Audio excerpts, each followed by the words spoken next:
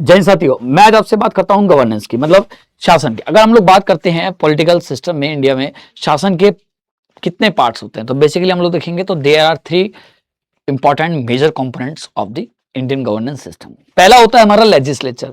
Legislature विधायिका, इसका काम होता है कानून बनाना। और अब लोग मैं आपको बताऊं, कभी क्वेश्चन पूछा गया है, पीवाईक्यूज में मिल भी जाएगा आपको, कि इंडिया में पार्लियामेंट्री सिस्टम क्या केवल सेंट्रल में है, क्या स्टेट में नहीं है? स्टेट में भी पार्लियामेंट्री सिस्टम है, क्योंकि इंडिया में देखते हैं सेंट्रल गवर्नमेंट में तो हमारे पास पार्लियामेंट है ही, लोकसभा राज्यसभा, और स्टेट में हमारे पास स्टेट लेजिस्लेटिव असेंबलीज है, और 6 राज्य में तो काउंसिल भी है, लेजिस्लेटिव विधान परिषद।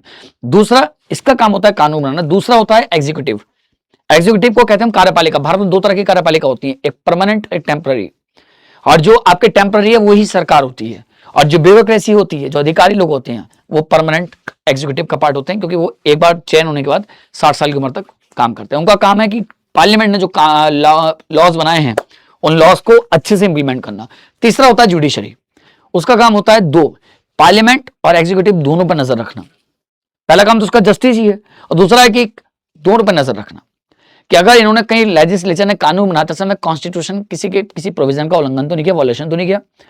एग्जीक्यूटिव ने इंप्लीमेंटेशन में कानून को लागू करने का काम एग्जीक्यूटिव का ही है, उसने इंप्लीमेंटेशन करते समय कहीं कॉन्स्टिट्यूशन का वॉयलेशन तो नहीं किया, और बाकी जस्टिस तो है ही उसके पास। चौथा इसका माना जाता है मीडिया को। ठीक है, तो ये ध्यान रखेंगे। ये थे हमारे भारतीय शासन प्रणाली के 3 प्रमुख अंग। जय हिंद साथियों, धन्यवाद।